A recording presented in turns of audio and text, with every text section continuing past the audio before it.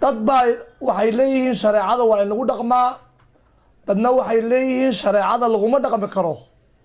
cod saddexaad ma jira mase waa labadaa cod oo keliya? maalin dhaweyd laba nin oo Soomaali oo la leeyahay waa professoro magacyadooda taqriiban waan garanayaa iyo wajigooda, laakiin aan sheego muhiim ah.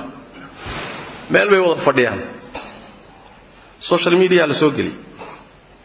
mid baa wuxuu leeyahay haddii la isweydiiyo buu shareecada islaamka ma ku dhaqanaa haddaan Soomaalina, wuxuu yidhi I will say no. I will say no.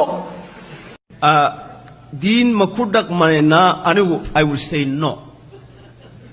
It's better dad inaga muslimsan ma jiro haddii aadan Cadiye Cabdirashiid iyo dawladoodii aad aragto dad muslimiin oo cidna fasax kaga qaadanayn bay ahayn muslimiinta. They were not trying to prove inay muslimiin yihiin.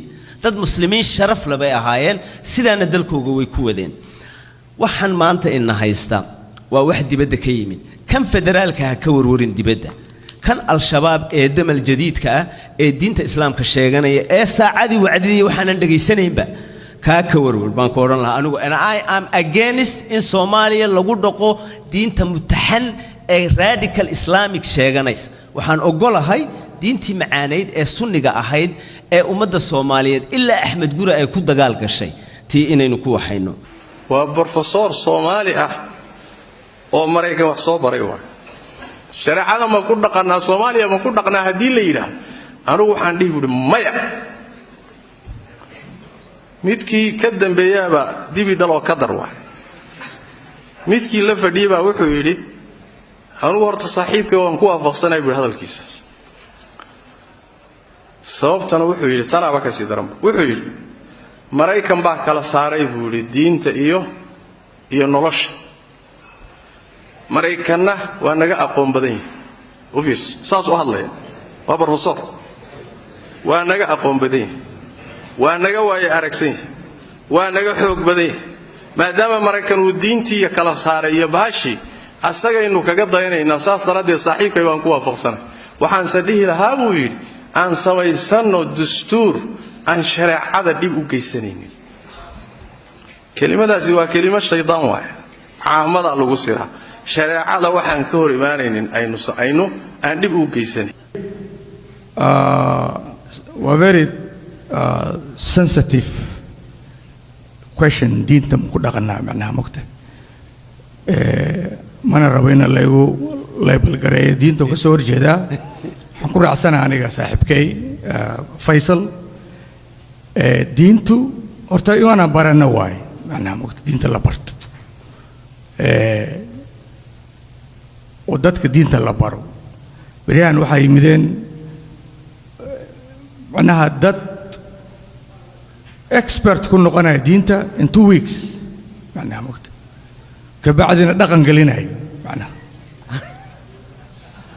marka khatarteeda leedahay macnaha mogta.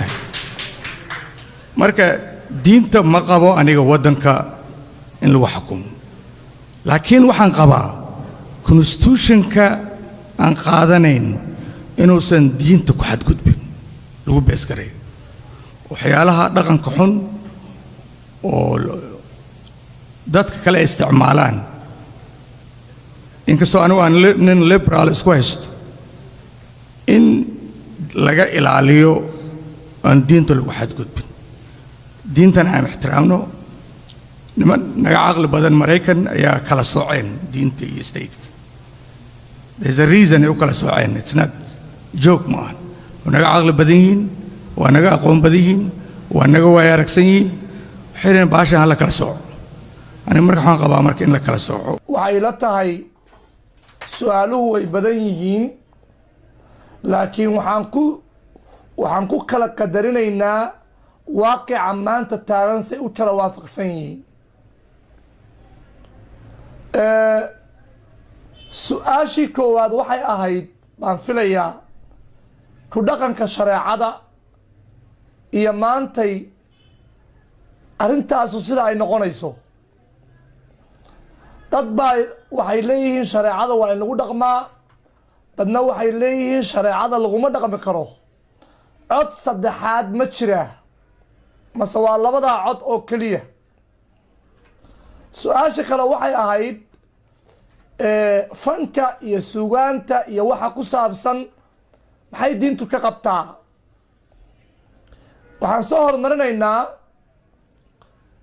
midda hore oo odhanaysa ku dhaqanka shareecadu hawl noo taallo weeye see ka yeelnaa